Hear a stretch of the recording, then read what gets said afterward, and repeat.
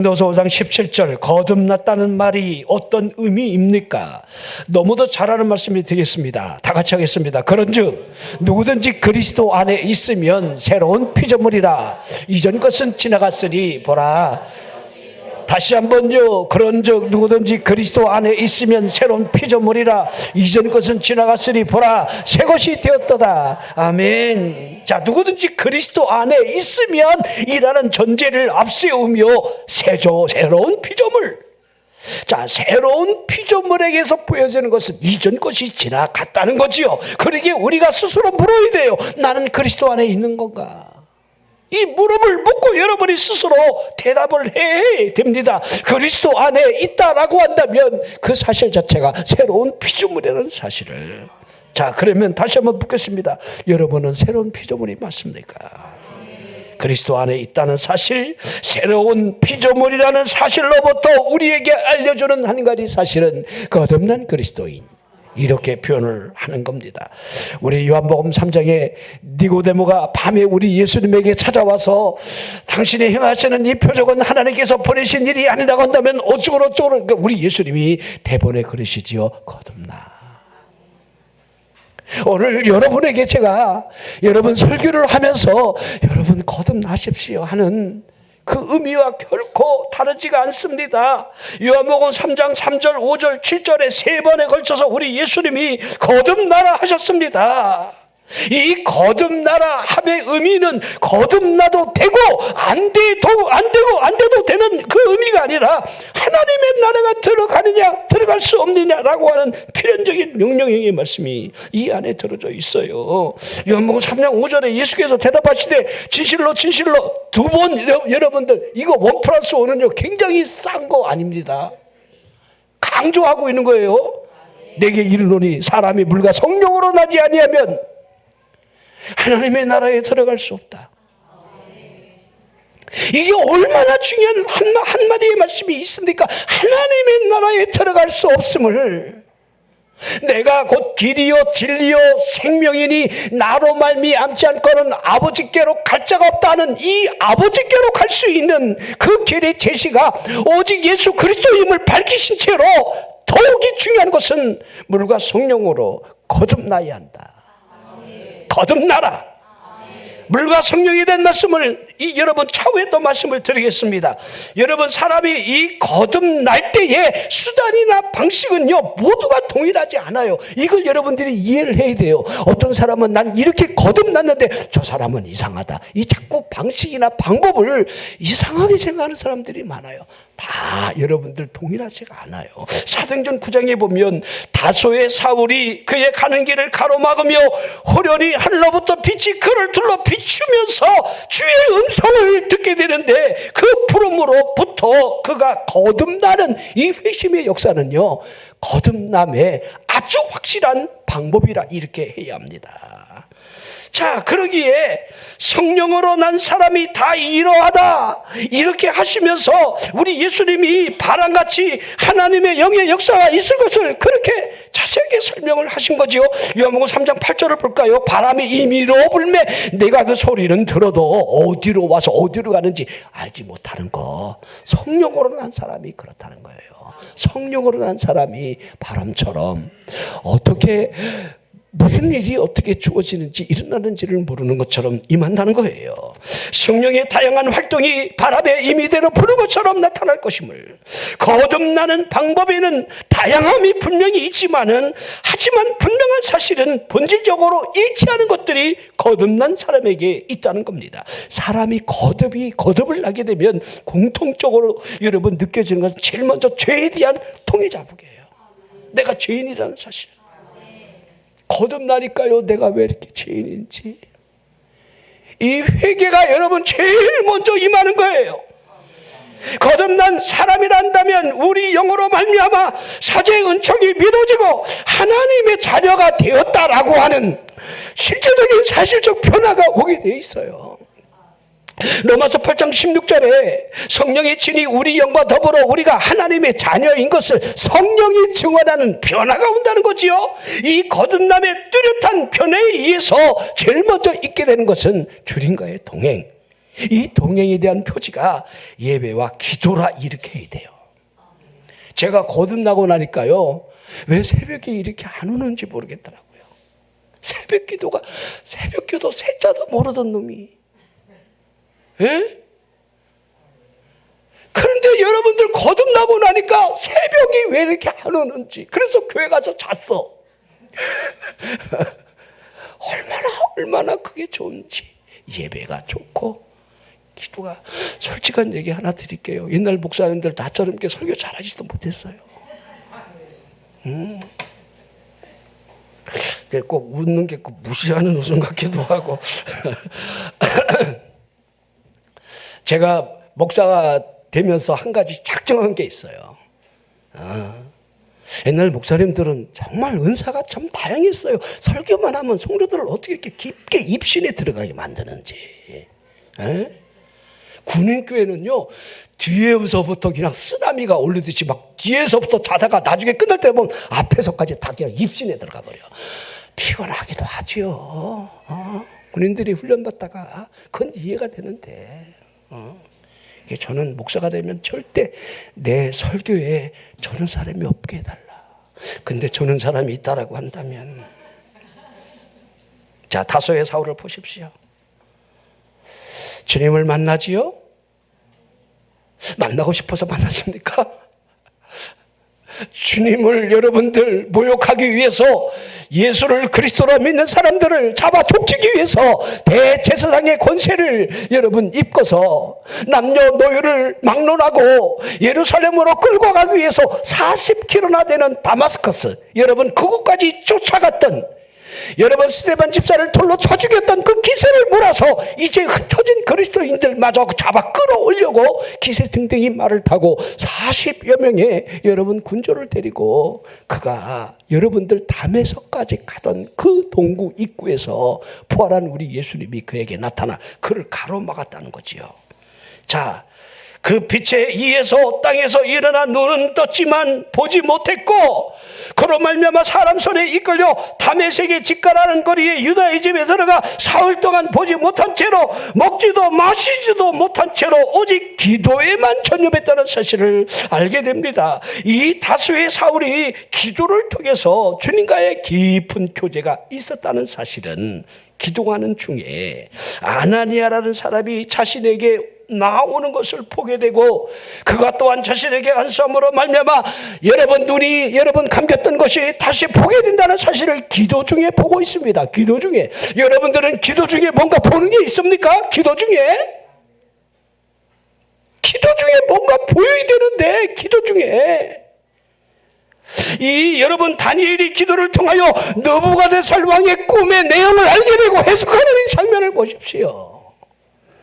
사도행전 9장 11절 보면 주께서 이르시되 일어나 직가라는 거리로 가서, 이 말은 여러분 문명의 제자 아나니아에게 지금 우리 예수님이 지금 가라 하는 말씀이 있지요. 자, 유다의 집에서 5사람 사울이라는 사람을 찾아라. 그가 기도하는 중이다. 그가 지금 기도하고 있다는 거예요. 우리 주님이 지금 보고 있는 거지요. 우리 주님이 그가 졸고 있는 중이라는 할 수도 있고, 그가 지금 포장마차에서 이럴 수도 있는 거잖아요. 자, 여러분 주께서 무엇을 보고 있는가? 지금 정확하게 다수의 사울을 향해서 눈이 멀은 채로 그가 지금 기도하고 있다. 거듭난 사람의 변화를 보십시오. 이게 기도라는 거예요.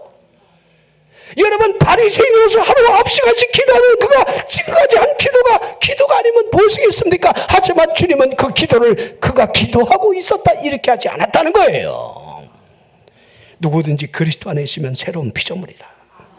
그리스도와의 연합이 있다라고 한다면 큰 변화를 경험한 사람, 그 사람을 향해서 새로운 피조물이 되었다.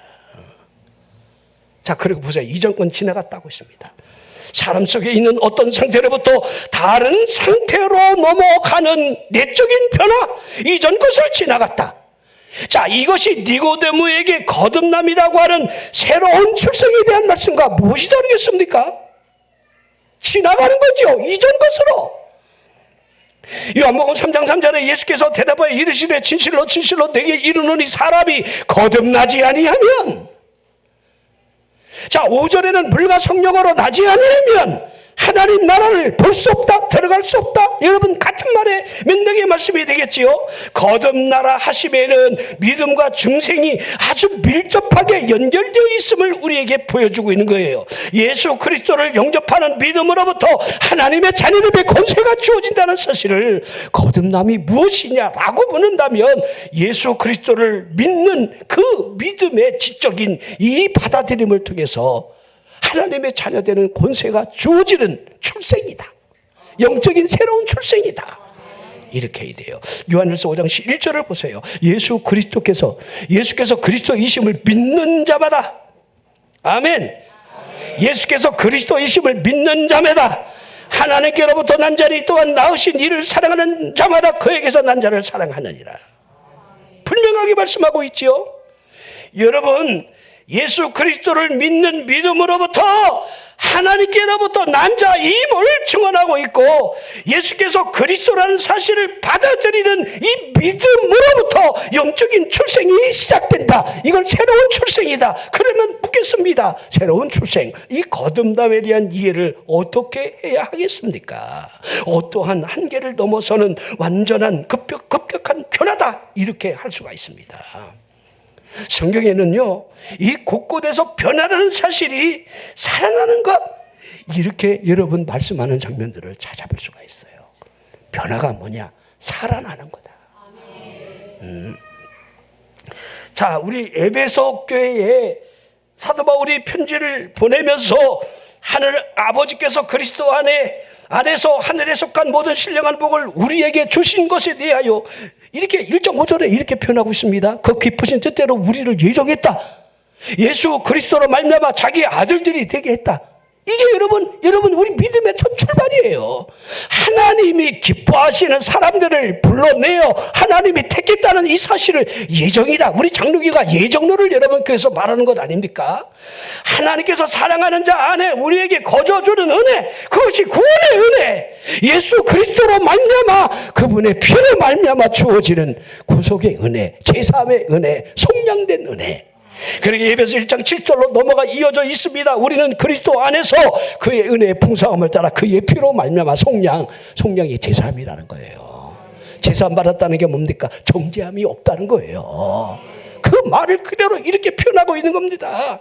여러분, 제사함을 받았다는 의미를 생각해 보십시오. 이제 예수 그리스도 안에 있다는 사실을 보여주는 거예요. 예수 그리스도 안에 있다는 사실이 무엇을 의미하겠습니까? 그러게 제가 계속 강조하는 거예요. 속량, 제사함을 받았다는 거예요. 정죄함이 이제는 사라졌다는 거예요. 죄와 사망의 법에 매여 있던 우리들이 그리스도 예수 안에 있으므로 생명의 성령의 법의 적용을 우리가 받게 되었다. 그러게 오늘 본문 말씀 그대로, 그런즉 누구든지 그리스도 안에 있으면 새로운 피조물이다. 이 말씀과 여러분들, 이걸 어떻게 다르게 여러분들이 이해를 하고 해석이 가능하겠습니까? 다 하나로 연결이 되어 있어요. 자, 에베소서 4장을 넘어가면요, 사도 바울이 옛사람과 새사람에 대해 아주 분명한 구분을 해놓고 있습니다. 옛사람을 보라는 거예요. 거듭나지 않은 그 영혼을 잘 보라는 거예요. 그 마음에 허망한 것으로 행하려 했던 그 존재를 보라는 겁니다. 총명이 어두워진 채로 그 안에 어둠이 존재하고, 또한 무지함과 그 마음에 굳어진 그 결과물로서 하나님의 생명에서 떠나 있었던 사실, 그 행위가 어떻게 드러나는지를 감각이 없는 자처럼 자신을 방임한 채로, 다시 말하면 방치했다는 말이죠. 모든 더러운 것들을 욕심으로 행했을 뿐이다.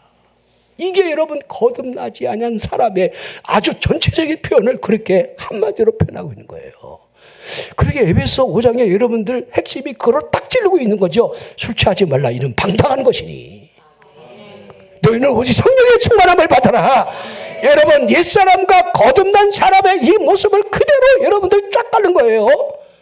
자, 방탕이라는 거예요. 여러분, 술 취하지 말라가 여러분 초점이 아니라 방탕이 초점인 거예요. 자, 이제 너희가 새 사람이 되어 예수 그리스도에 대해 배우지 않았느냐?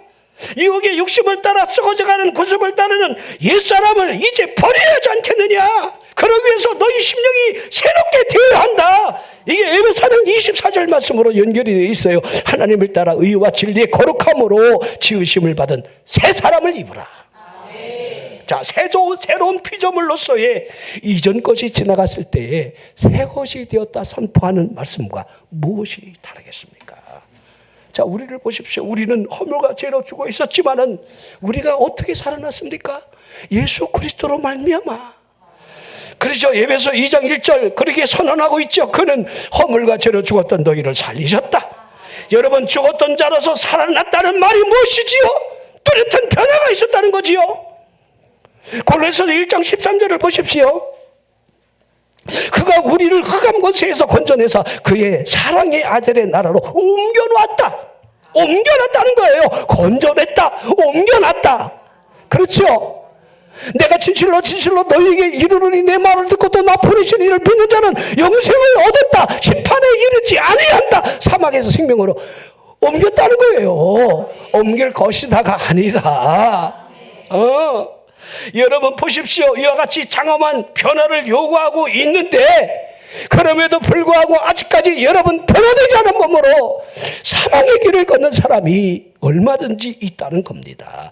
자, 물어보십시오. 새로운 적이 없는데 그 사람을 그리스도 안에 있는 사람이라 이렇게 정의를 내릴 수가 있겠습니까? 불가능한 일입니다. 여러분, 거듭났느냐 이 말이에요. 여러분이 새로운 피조물이 맞느냐 이 말이에요. 새로운 피조물로 돼가고 있다. 그런 엑스소리 하지 마라. 그거 개소리입니다. 변화가 여러분들 돼가는 중은 무슨 변화가 돼가고 있습니까? 자, 그러면 여러분들 새롭게 된 적이 없는 사람을 향해 그리스도 안에 있느냐 이렇게 여러분 결코 정의를 합리화 못 시키는 거예요. 그러면 우리가 새로운 피조물이 되었다는 사실을 어떻게 알 수 있겠습니까? 제가 말씀드렸죠. 우리 심령 속에 내적인 변화가 있음으로 말미암아 우리가 눈으로 보여지는 첫 번째의 성품의 변화, 이 변화를 통해서 알 수 있는 거예요. 자, 우리가 본래 죄의 종 아닙니까? 그 상태로부터 의의 종으로 성품이 변화된다는 거예요. 로마서 6장 17절 18절 하나님께 감사하리로다. 너희가 본래 죄의 종이더니 너희에게 전하여 준 바 교훈의 본을 마음으로 순종할 때에 죄로부터 해방되었고 의에게 종이 되지 않았느냐. 그렇지요? 자, 하나님의 종이 되어 거룩함에 이르는 열매가 맺혀지는 것을 바라보며 저 사람이 변화가 되었다. 이렇게 여러분들 보여지는 변화. 로마서 6장 22절을 보십시오. 그러나 이제는 너희가 죄로부터 해방되고 하나님께 종이 되어 거룩함에 이르는 열매를 맺었다. 그 마지막은 영생이다. 자, 우리가 변화로부터 마지막까지 걸어가는 이 길의 방향성이 오로지 영생에만 있다는 거. 이거 변화가 안 된 사람은요, 중간에 자꾸 삐딱선 타갖고 4,000보의 길로 4,000% 빠져. 부산 가다가 4,000% 빠지면 안 되잖아. 여러분들이 잘 생각해야 돼요. 자, 영생을 얻은 사람으로서의 삶을 살아가는 삶의 모습이 옛사람과 전혀 다르다는 거. 내적인 변화로부터 그 변화가 우리에게 뭘 가르쳐 주느냐? 저 사람은 새 사람이 되었다 라고 한다는 거예요. 여러분, 새 사람을 입은 사람이라면 어떤 모습을 여러분 하면서 살아가겠습니까? 골로새 3장 9절에 이렇게 말하고 있습니다. 너희가 서로 거짓말하지 말라는, 뻥치지 말라는 거야. 자, 여러분, 새 사람이 되었기에 이제는 옛사람과 그 행위가 버려진다는 거지요. 이 성품의 변화가 얼마나 큰지를 아예 이 타락한 본능에 대하여 아예 그 자체가 십자가의 못을 박아버렸다 이렇게 표현합니다. 갈라디아 5장 24절이에요. 그리스도 예수의 사람들은 육체와 함께 그 종과 탐심을 십자가에 못 박았다. 근데 우리가 아멘이 잘 안 되죠. 옛날에는 박았는지 모르지만 중간에 빼버린 인간들이 너무 많아. 너무 힘드니까. 자, 우리가 그리스도 예수의 사람이 맞는가? 너희가 그리스도 안에 있으면 새로운 피조물 그리스도 안에 있는가? 내가 예수 그리스도의 사람이 맞는가? 정말 예수 그리스도의 사람이 맞다라고 한다면 성품의 변화가 반드시 오는데, 시브리 12장 4절, 여러분 시브리 12장 1절에는 우리의 변화에 대해서 우리가 해야 할 방향성이, 우리의 눈이 예수 그리스도를 바라보자, 믿음의 주여 온전하게 하시는 이 예수만 바라보자, 그분이 어떻게 참으셨는지 너희들이 걸어갈 길이 그 길이다, 이렇게 설명하면서 우리가 새로운 사람으로서 반드시 죄와 싸워야 한다. 이게 4절 넘어가고 있어요. 하지만 너희를 봐라, 너희가 죄와 싸우되 아직 피 흘리기까지는 대항하지 아니했다. 응? 여러분, 그 다음 말씀은요 제가 설명하지 않습니다. 대항하지 아니할 뿐더러 하나님의 말씀에 권면을 받았음에 불구하고 있는 영혼이 있다라고 한다면 그에게 올 수 있는 것은 하나님의 징계밖에 없다. 그러니까 하나님의 징계는 반드시 있는 거다. 하나님의 자녀이니까 징계하는 거다. 호로 자식 같으면 징계도 안 한다. 남의 자식 왜 때리겠느냐. 이게 시브리 이 12장 전장에 쭉 설명하고 있는 거예요. 그럼 시브리 13장 여러분 넘어가면서 여러분들 이 골고다의 언덕으로 우리가 여러분 나가야 할 이 길에 대해서 예수 그리스도를 바라보라. 그분이 언제 변한 적이 있더냐. 예수 그리스도는 어제나 오늘이나 영원토록 동일한 분이 아니더냐. 그러게 우리들이 삶에서 여러분이 찬송의 제사가 필요하고 나눠주는 제사가 필요하다. 인색하게 하지 말아라. 성령이 여러분의 마음을 움직이는 대로 우리의 삶 속에서 드러날 빛의 행위, 빛의 열매는 착함과 의로움과 진실함에 있느니라. 이렇게 설명을 해나가고 있는 거예요.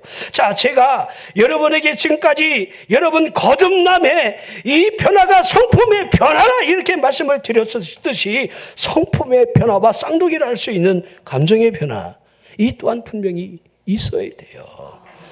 사람이 살아가면서 가장 힘겨운 일 중에 하나가요, 우리 마음을 수시로 헤집을 수 있는 감정의 변화 때문이라는 거 모르는 바가 아닙니다.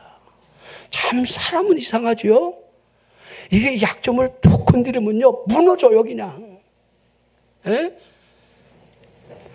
아무것도 아닌데, 여러분 부부싸움 하는 거 보십시오. 아무것도 아니야. 그 단순한 감정이에요. 감정선을 조금 건드리면요, 그게 절대 건드리지 말아야 할 선이 뭐냐면 양쪽의 집안이에요. 처가 건드리면 안 되고. 그때 제가 그러죠. 너나 잘해, 네 집안 식구들이나 잘하라고 그러고. 이게 서로 찔리기 시작하잖아요. 이 감정의 컨트롤은요 사람은 쉽게 무너져요. 잠깐 누릴 수 있는 우리가 기쁨이라는 이 감정 안에도 순식간에 슬픔의 분노로 요동치는 일은요 한순간에 여러분 본물이 터져나가는 거예요.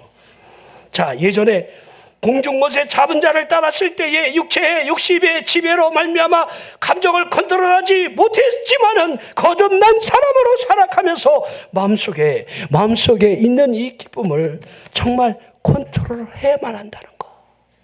나는 여러분의 감정이 좀 무너지지 않았으면 좋겠습니다. 여러분이 감정에 따라 쉽게 내뱉지 말고 또 생각해보고, 여러분들 10명이 보고한다 해도 백성들이 좀 깊이 생각하면서 하나님의 말씀을 기억력을 되살려서 복귀하면서 야야야야 우리가 여기까지 어떻게 왔는데, 야야야야야야 그까지 거 그거 아무것도 아니잖아. 홍해도 건넜는데 그까지 성이 문제야, 그까지 안악자손이 문제냐고, 거인이 됐든 뭐 코끼리가 됐든 뭐가 문제야. 우리 그냥 하나님 말씀대로 믿고 가나안을 지나자 그랬으면 그때 끝났어요. 함께 그냥 밤새 통곡하고 애굽엔 배정지가 없어서 우리에게 이곳까지 끌고 와 주기를. 이게 여러분들 바다가 없는 여는 남편도 없고, 이게 여러분 자꾸 이게 원망이 에스컬레이팅 된다는 사실을 우리가 잘 인식 못할 때가 많아요. 여러분 정말 거듭난 사람이라고 한다면요, 여러분들 이 감정의 변화, 이 컨트롤이 굉장히 중요합니다. 이 감정의 변화를 다스릴 수 있는 거는요 단 하나예요. 꾹꾹 눌러야 돼요. 같이 대거리하면 안 돼. 그냥 꾹꾹 눌러. 또 어떤 사람은 그러더라고요. 누르다가 우울증 온다고 그러더라고. 그래도 눌러놔. 터뜨리는 것보다 낫다니까. 그냥 눌러놔. 말씀을 붙들고 눌러놓으라는 거예요. 우리가 하나님께 맡긴다라고 한다면 그것마저 맡겨야 진정 맡기는 것 아니겠습니까? 일부분 맡기처럼 우리가 맡겼다 이렇게 하는 것이 얼마나 여러분 거짓된 여러분들 이 방향이 되겠느냐 이 말이에요. 예레미야 31장을 보면 여러분 10월에 10장하고 이 말씀이 그대로 해석을 해나가는 장면을 제가 잠깐 한 1, 2분 만에 설명을 할 겁니다. 잘 들어보세요. 자, 예레미야 31장에 보면 아직까지 31절 누가 띄우라 그래서 하나님께서 이스라엘을 다시 세우고 지키실 것을 약속을 하는데 그 약속된 언약을 새 언약이라 이렇게 떴네 벌써. 여호와의 말씀이니라. 보라 날이 이르리니 내가 이스라엘 집과 유다 집에 새 언약을 맺으리라. 잘 생각해 보십시오. 생각해 보세요. 새 언약. 그러면 흔 언약이 있었다는 거잖아. 이제 아니 생각해봐. 언약을 처음 맺는데 새 언약이라고 할 리는 없잖아. 옛날 옛 언약이 있었다는 것을 전제하고 있는 거잖아요.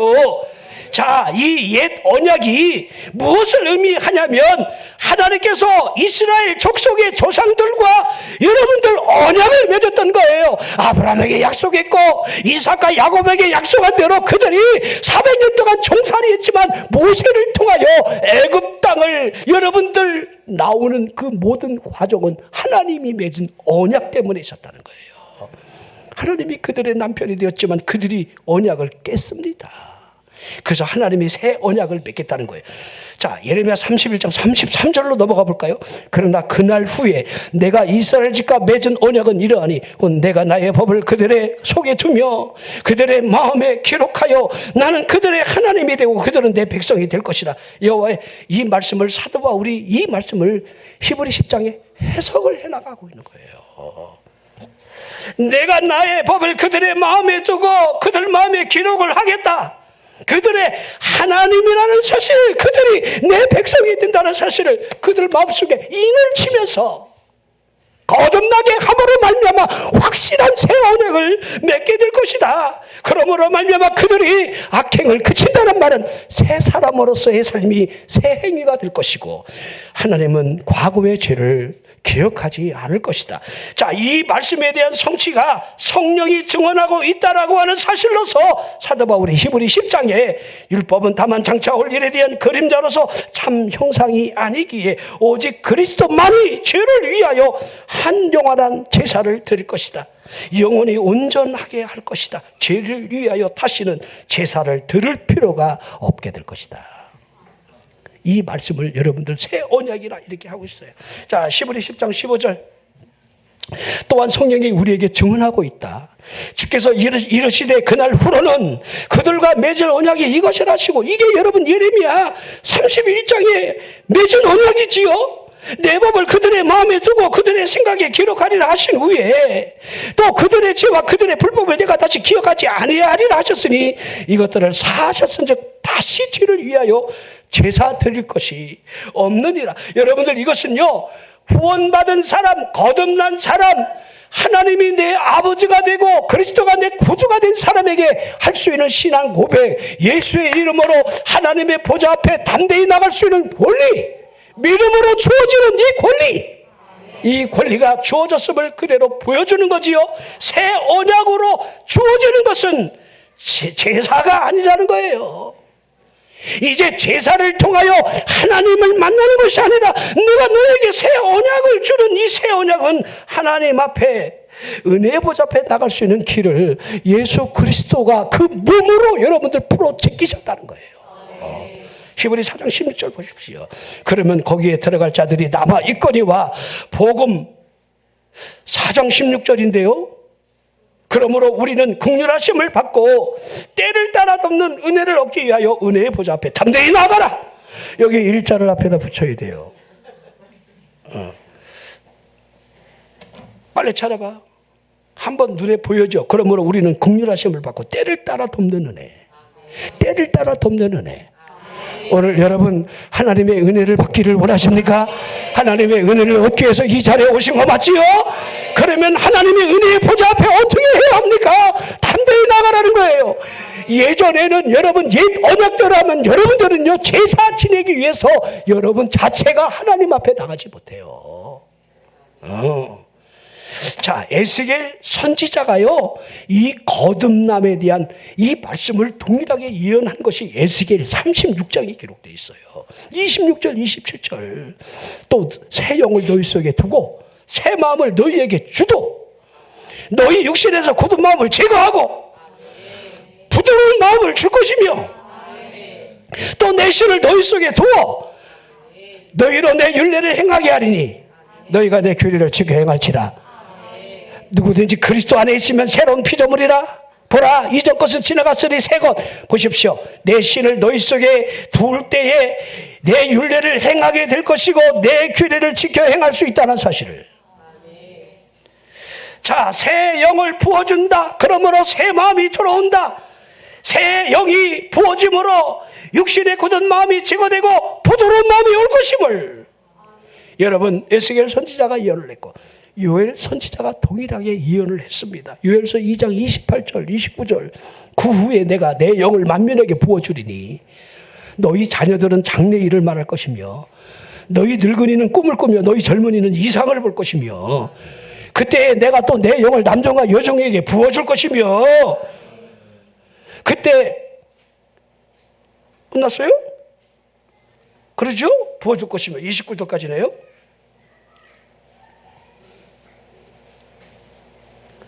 여러분 이 요엘서의 예언이 마가 다락방에서 그대로 이루어졌잖아요. 그렇죠?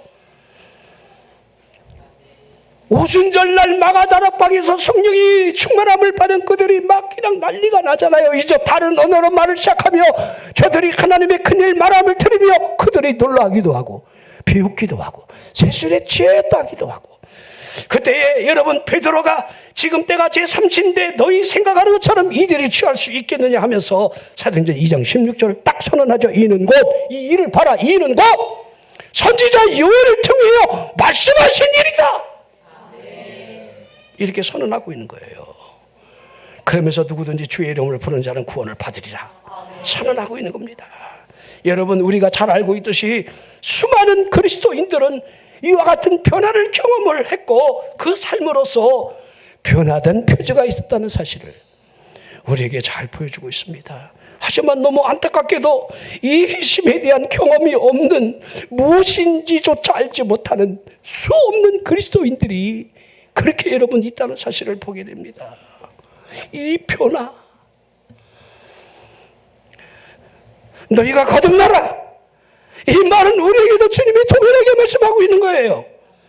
물과 성령으로 거듭나라. 물은 하나님의 말씀이에요. 성령은 하나님의 영이에요. 하나님의 아들의 영을 보내주신다. 보혜사로 오신다. 너희에게 유익이다. 우리 예수님이 승천하시기 직전까지도 예루살렘을 떠나지 말고 아버지가 약속하신 성령을 기다려라. 성령이 너희에게 임하시면 너희가 권능을 받고 예루살렘과 유대온 사마리아 땅까지 내 증인이 될 것을 우리 주님이 얼마나 여러분 말씀하셨습니까? 여러분 이 창세기 1장에 하나님이 천지를 창조하실 때에 제일 먼저 창조한 것이 빛 아닙니까?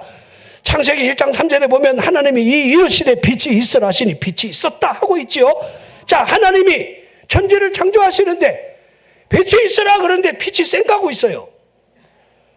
그러면 이게 여러분들 어떻게 된 겁니까? 여러분 만약에 빛이 있으라 하셨는데 빛이 갑자기 정신을 차려갖고 몇 날이 지나 희미하게 여러분 생겨났다고 여러분 그렇게 여러분 할 수 있게 되네 이 말이에요. 아니다는 겁니다. 말씀이 떨어지자마자 어둠은 여러분 물러가고 빛이.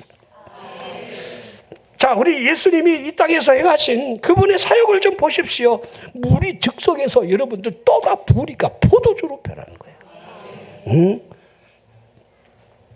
어디서 이런 맛있는 포도주를 숨겨놨다가 인제 주는 거예요. 원래 포도주는요 제일 좋은 포도주를 먼저 내고요 술이 취해갖고 알딸딸 그 맛인지 저 맛인지 모를 때 아주 질 낮은 포도주를 여러분 그 잔치자리에 마지막으로 베푸는 거예요.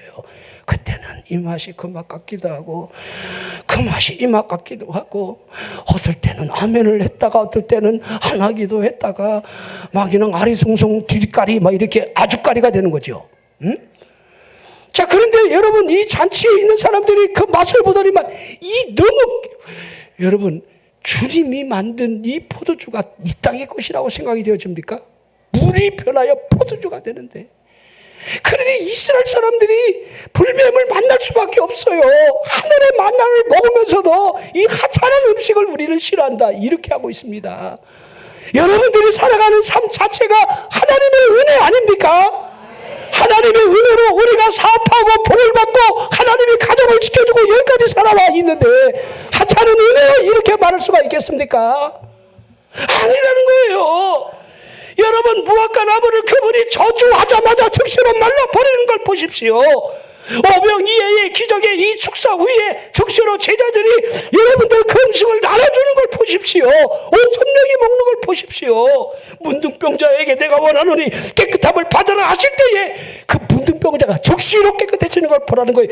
마침 8장 3절 예수께서 손을 내밀어 그에게 대시며, 저는 이 말씀을 읽을 때 마음이 너무 아프더라고. 문둥이에게 손을 대시는 우리 예수님의 휴머니티를 보십시오. 문둥이 못 봤어요? 문둥병은요, 거의가 전염성이 강해요. 그래서 여러분, 집으로부터 동네로부터 격리를 시켜 굴이나 여러분들 그렇게 해야 돼요. 그가 다가오면 돌을 던져서 오지 마라 그렇게 해야 되고, 만약에 모르고 사람이 다가오면 본인이 나는 문둥병자요, 나는 문둥이요, 오지 마시오, 아멘 하든 말든 막 이렇게 해야 된다는 거예요. 에? 자, 근데 보십시오. 우리 그분이 그에게 손을 대시다니, 그러면서 하시는 말씀이 내가 원하는 이 깨끗함을 받아야 하니 즉시 그의 나병이 깨끗하여진지라 하고 있습니다. 맹인을 향하여 진흙에 이겨 눈에 바르신 채로 실로 못에 가서 씻으라 하셨을 때에 즉시로 눈이 뜬 것은 아니지만은 씻으러 가는 그 시간만큼만 유예가 된 거예요. 씻으니 눈이 떠지고 밝은 눈으로 다시 예수님께로 돌아왔습니다. 회당장 야율의 딸을 볼까요? 방금 죽었지만 죽은 것이 아니라 잔다 하시며 달리다금 소녀에 일어나라 하니까 이 소녀가 소리 질러서 놀라서 있겠습니까? 죽은 사람이? 그러면 죽은 사람 다 뭐 소리 한번 질러보지? 놀라서 다시 살아날 수 있도록. 나인성 과부의 아들은 이미 여러분들 시신이 새파랗게 여러분 굳어가는 채로, 여러분 관대에 는 채로 이제 장례를 치르러 나가는 여러분 나인성 이 문가에서 두 행렬이 마주친 채로 우리 예수님이 슬피 우는 이 과부를 바라보며 울지 말라 하시면서 청년아 일어나라 그러신 거예요. 우리 예수님 만나면요 죽다가도 여러분들 반 죽어요. 나사로는 어떻습니까? 장례를 치렀고 이미 시신에서 썩은 채로 부패된 여러분 이제 시작이 됐는데, 여러분 나사로야 나오라 하시니까 요한복음 11장 44절에 죽은 자가 수족을 메고 배로 동인 채로 나오고 있다. 오매 무시라. 이게 여러분들 수족을 배로 동인 채로 막 이게 그때 강시가 여러분 시작된 거예요. 이게 더군다나 그 얼굴을 수건으로 막 그냥 여러분들 왜 눈을 왜 가리는 줄 알아? 이렇게 눈을 다 이렇게 가리는 이유가 다시는 보지 말라고. 이건 내 해석이야. 다시는 우리 보지 말자 이런 의미로 수건을 눈을 가리는 거예요. 근데 우리 예수님이 풀어놓아 다니게 하라. 제가 여러분들 이제 이 말씀을 제가 지금도 한편의 설교를 하고 있는데, 여러분 하나님의 일이 있고 사람의 일이 있어요. 나는 가끔가다 그런 생각을 해요. 이 양 하실 것 같으면 다 해주시지죠. 천사가 옆구리를 막 자는 놈을 차면서 눈을 뜨게 하고 이거 여러분들 막 너 띠를 떼라, 너 겉옷 입어라, 그런 날 따르라, 웰놈이 이렇게 할 게 뭐 있어요. 이죠. 그냥 성박고록이나 후련히 끌고 가면 얼마나 좋아. 근데 이 천사를 보면요 막 어떻게 찼는지 모르지만 아마 발로 쳤을 것 같아. 이죠. 친절하게 옆구리를 이렇게 옆구리를 쳐, 이게 여러분 손으로 쳤다는 표현은 아닐 것 같아요. 제가 아무리 뉘앙스를 봐도. 우리 예수님도 그러게 사람들에게 풀어 놓아 다니게 하라. 이 양 좀 나오라 그러면 다 그냥 배로 동인 것도 풀어주고 그냥 수건도 여러분들 쌓였던 거 싹 풀어주면서 탁탁 털면서 혼나게 좀 나오면 얼마나 좋아. 이죠. 사망이 훑고 지나간 이 사막에 썩은 이 육신을 그대로 지닌 채로 여러분들 주님 앞에 나오는 거예요. 자, 여러분, 생명이 영혼 속에 들어올 때에 시간을 두면서 서서히 변화가 일어나는 것이 아님을 보여주고 있습니다. 생명이 없는 사람에게 생명이 주어지는 것은 적시로 임한다는 거예요. 존재와 비존재 사이에 중간지대는 그 어떤 곳에도 없다는 겁니다. 존재하는 것과 존재하지 않는 것 사이에는 반드시 뚜렷한 경계선이 있다는 거. 은혜를 받은 사람과 받지 않은 사람의 경계선은요, 너무도 뚜렷해요. 여러분, 이 다수의 사울이 회심하는 경계가 얼마나 뚜렷한지를, 사마리아 여인이 주님을 만났을 때의 그 믿음의 고백이 어떻게 변하는지를, 처음에는 유대인 남자가 어찌하여 나에게 물을 달라 하십니까? 그러더니만 남편 데려오라. 없습니다. 네 말이 말투다. 막 그러니까 딱 알아맞히니까 선지자가 맞습니다. 그래서 예배에 대한 궁금증을 딱 풀어주니까 거리심산이가 어떠고 무슨 예배 예루살렘이 어떠니까, 예배 하나님께 예배할 때는 영으로 예배하는 거고 그런 예배할 때가 오는데 그 예배가 바로 주체가 나다. 내가 그리스도다. 그리스도 나야 나. 그러니까 이 여인이 물동이 보내두고 여러분들 사마리아 수가성 동네로 떠들어가고 내가 그리스도를 만났다 막 이러잖아요. 이 급격한 신앙적인 변화를 보십시오. 삭개오가 어떠했습니까? 뽕나무에서 내려오자마자 예수님을 모시고는 채로 여러분들 율법에 기록된 대로 회개하는 진정한 회개의 모습을 보십시오. 우리는요, 회개를 하는데도 진정한 회개가 없어요. 그래서 요새 이런 말을 우리가 듣는 거예요. 진짜 회개는요, 호주머니가 회개할 때 진짜 회개하는 거다. 에? 여러분이 하나님 앞에 복을 받은 채로 예물을 드릴 때 예물이 하나님 앞에 드리는 것이 덜덜 떨리는 사람은요, 진짜 회개가 안 된 거예요. 우리 교인들은요, 그래도 진짜 회개를 많이 했어요. 하나님 앞에 믿음으로 내가 여러분들 첫 출발을 하면서 정말 믿음을 시작한 지 얼마 안 되는데도 여러분들 그냥 천열매 다 하나님 앞에 바치는 거. 알바하고 여러분들 그거 여러분들 내 거 다 하나님 앞에 바치기 쉬운 거 아닙니다. 나는 그런 걸 보면 제가 거듭나게 봤구나. 아, 진짜 믿음의 사람으로 살아가고 있구나. 응? 여러분 보십시오. 루디아를 보십시오. 간디를, 여러분들 간수를 보십시오. 적시로 하는 이 모든 모습을 보십시오. 여러분, 하나님의 종으로 알기 시작하는 순간부터 그들이 어떻게 급격한 회심의 변화가 일어나는지. 그러게 여러분, 변화는 삶에 어떻게 되어 있습니다. 나는 여러분들이 오늘 본문의 말씀처럼 누구든지 그리스도 안에 있으면 새로운 피조물이라 하고 있는 이 말씀처럼 그리스도 안에 있음으로 말미암아 내가 거듭난 새로운 피조물, 하나님의 영이 우리에게 임할 것을 요엘 선지자나 예레미야, 에스겔 선지자가 참 우리 마음속에 있을 진정한 변화, 그 마음의 변화는 여러분 야고보 4장 6절에 너희가 아들임으로 그 아들의 영을 너희 마음 가운데 보사 아바 아버지라 부르짖게 하였느니라 라고 하는 이 실제적인 이 말씀이 우리에게 적용되어야 돼요. 여러분이 하나님의 자녀가 맞다라고 한다면 여러분 심령 안에 하나님의 아들의 영이 우리에게 부어지는 거예요. 부어진다. 성령이 내려오시는 거예요. 여러분 사도행전적 여러분 성령의 역사를 전부 보십시오. 그러죠? 예?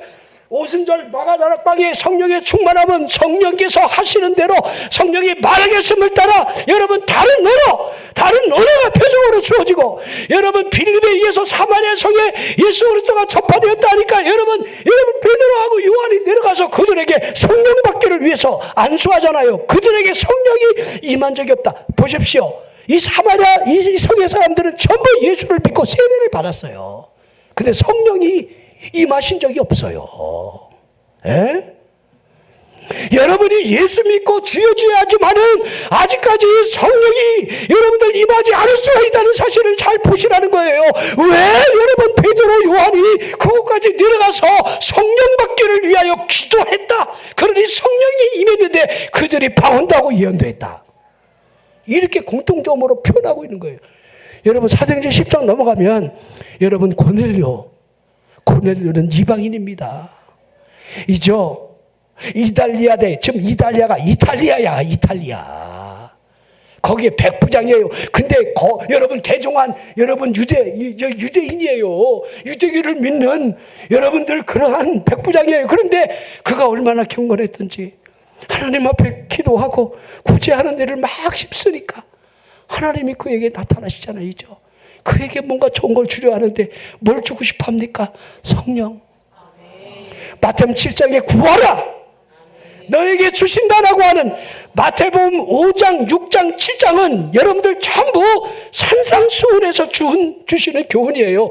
우리 예수님께서 산에 가실 때 무리들이 따라왔고 그들을 앉혀놓고 여러분 팔복에 대한 말씀을 하시면서 제일 먼저 팔복과 더불어 여러분 너희는 세상의 빛이라 그렇게 하는 거예요.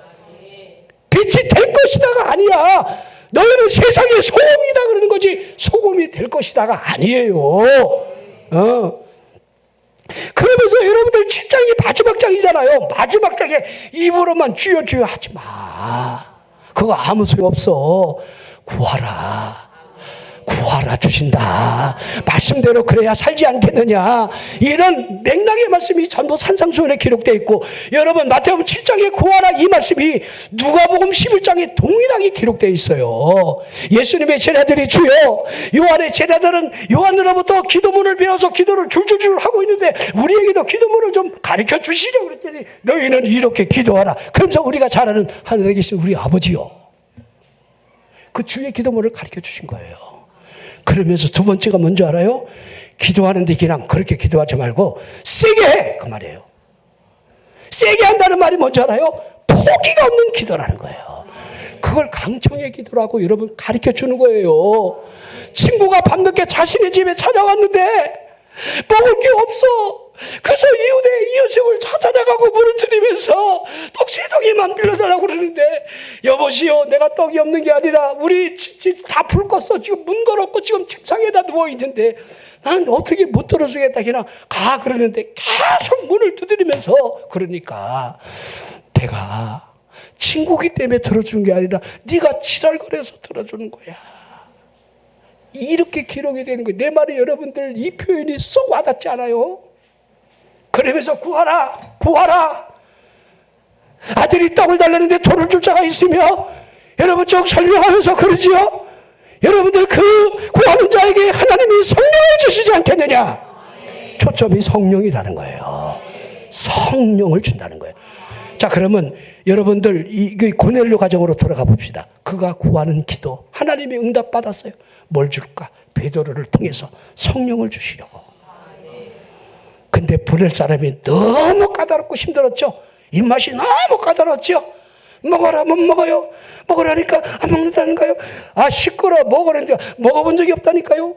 자꾸 여러분들 유대인의 여러분들 결례를 따라 행했던 습관이 그를 지배하니까 성령이 말씀하시는데 이걸 깨질 못해. 여러분들이 아멘 못하는 이유 난 잘 알아요. 못 깨요. 개구리도 여러분 경칩이 지나야 여러분들 개굴개굴 하는 거예요. 지금 여러분 수양관 천약 끝나고 내가 여러분 불 끄려고 이 연못에 됐으면 개구리가 얼마나 합창을 하는지 막 못다한 아멘을 내가 거기다 다 듣더라고. 개굴. 예? 근데 겨울 내내 그들도요 여러분 입 다물고 한 번도 아멘한 적이 없어요. 여러분 거듭나야 아멘도 되는 거야. 아무나 아멘하는 게 아니야. 그냥 아멘이 여러분들 하나님께 영광이 되는데 이 아멘하는 것조차 여러분 얼마나 힘들다는 거. 그냥 아멘 해봐요. 아멘 그렇습니다. 아 목사님 설교가 여러분 얼마나 이해가 되고 여러분 아멘할 말씀입니까? 제가 여러분 철학적인 얘기를 하는 것도 아니고 무슨 동네 아저씨 여러분들 간증하는 것도 아닌데 여러분이 하나님의 말씀을 그대로 내가 받아 먹듯이 아멘 이렇게 하면 그 은혜가 내 안에 막 흘러 넘치는 것 아니겠느냐 이 말입니다. 자 주여 아버지 어디까지 했는데 이게 갑자기 자 이제 정리해 볼게요. 시간이 이제 안수도 해야 되니까